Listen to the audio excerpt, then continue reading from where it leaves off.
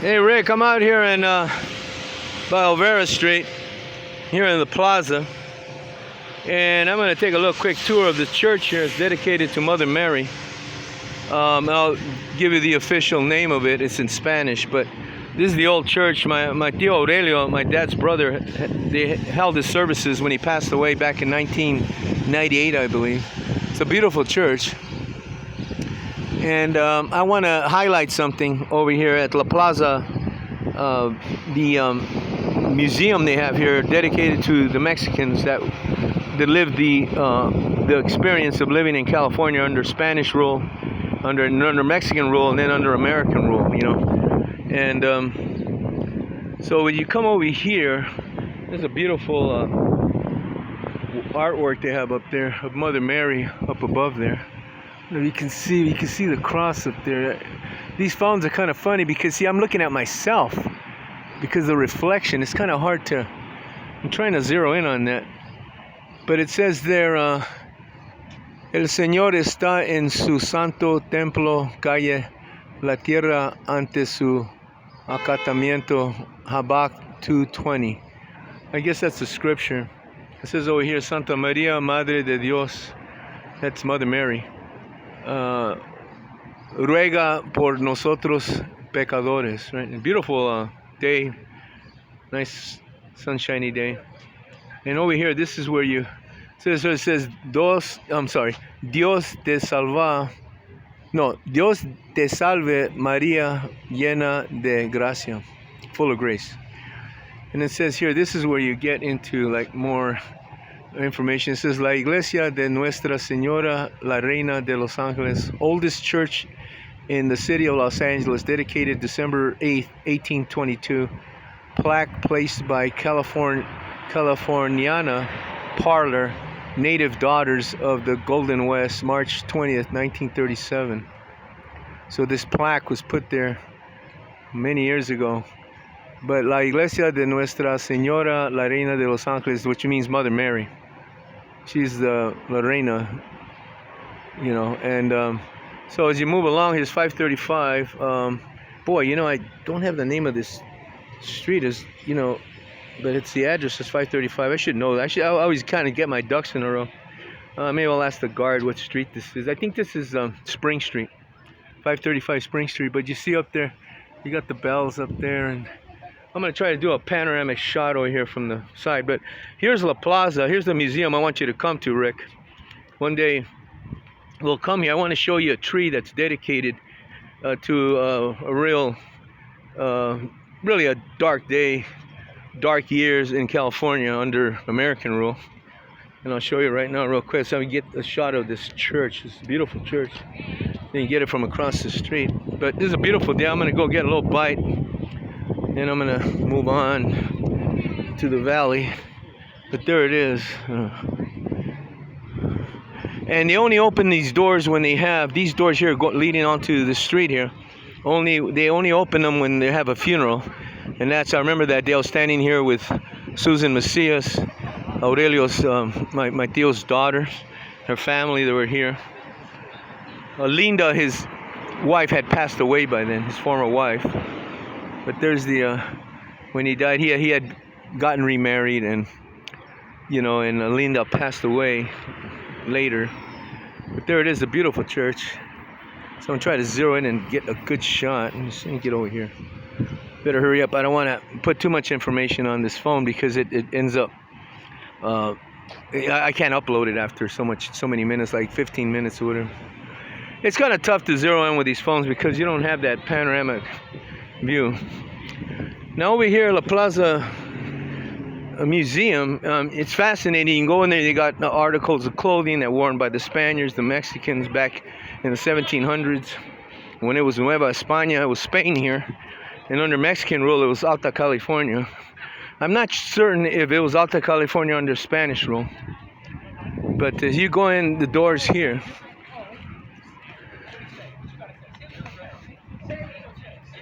oh, look at this. Dear President Trump, November 9th, 2019. This is an original piece of the Berlin Wall. For 28 years, it's separated East and West families and friends. It's interesting. Citizens of Berlin, they dedicated it here.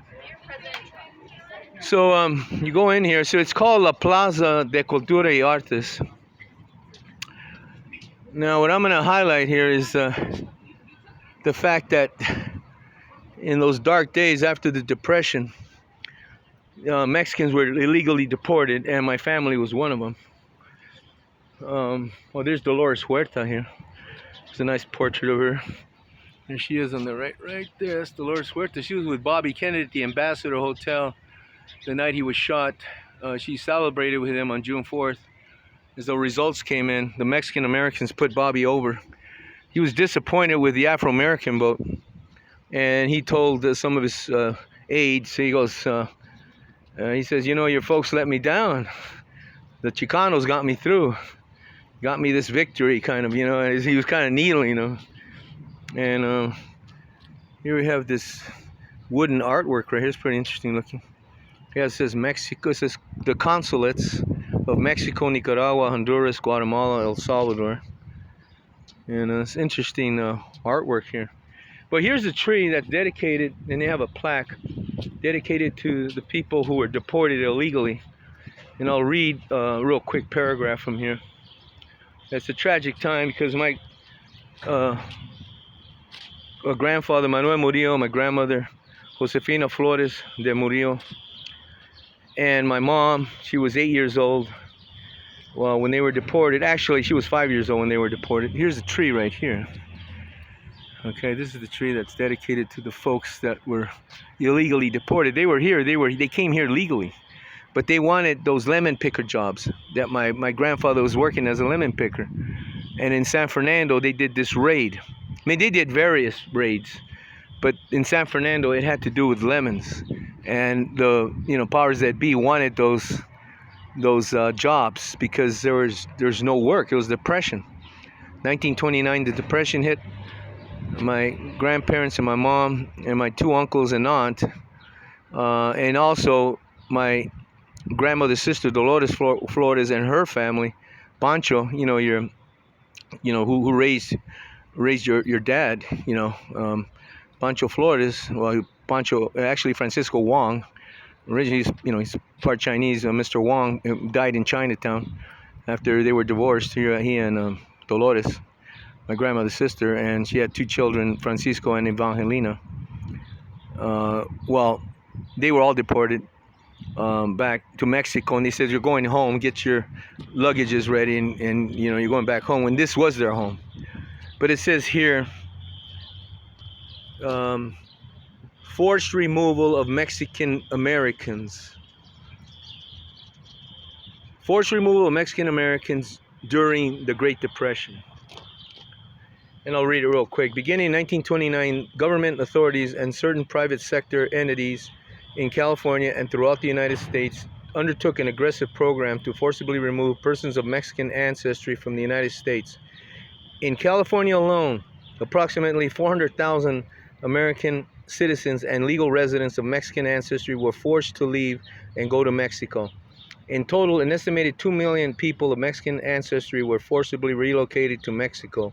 Approximately 1.2 million of these people were United States citizens born in the United States. Throughout California, including areas in downtown Los Angeles near this monument, massive raids were conducted in Mexican American communities. These raids targeted persons of Mexican ancestry and indiscriminately characterized these persons as illegal aliens, even when they were United States citizens or legal residents. These raids resulted in clandestine removal of thousands of people, many of whom were never able to return to the United States, denied their right to live, liberty, and the pursuit of happiness and the American dream in their country of birth. As publicly acknowledged by the California State Legislature and California Government Code Section is the 8722-2005, the state of California apologized to those individuals that were victims of this repatriation program for the fundamental violations of their basic civil liberties and constitutional rights committed during the period of illegal deportation and coerced immigration. Dedicated on February 26, 2012 at La Plaza de Cultura y Artes. you know, they also refer to it as LA Plaza, you know, Los Angeles Plaza, but it's La Plaza. But there it has translated in Spanish. But see, what happened with my mom, she was deported, and eventually she made it back in the 50s and met my dad here and married my father, and then, you know, after your grandpa passed away in Mexicali, she uh, came back to Mexico, repatriated to Mexico, and thanks to Martina Saldivar, she vouched for her, because Dolores Flores wouldn't do that. I mean, that's one thing I found so disgusting, is that she wouldn't help my mom because my mom was born here and she had the documents. You know, she wouldn't vouch for her and go to the border, just simply go to the border and say, this is my niece, she was born in America, you know, here's the documents. And she wouldn't, I don't think they had the documents, I think that was the problem. So she was able to get in touch with Martina Saldivar, who I showed you that house, that yellow house in San Fernando, where my grandmother used to go there with my grandfather back in the 20s. And she met my mom at the border, and she got her back to San Fernando, California. And then she met my dad, who was a boarder, I believe, or he'd come to eat at the house where my mom would be cooking. And then, you know, so we eventually were dating. They went to see Pedro Infante at the $1 Million Theater, man, the greatest bolero singer ever, Pedro Infante. And here's La Plaza Village. And so there it is, man. Here's a couple of, this is Bienvenidos, welcome.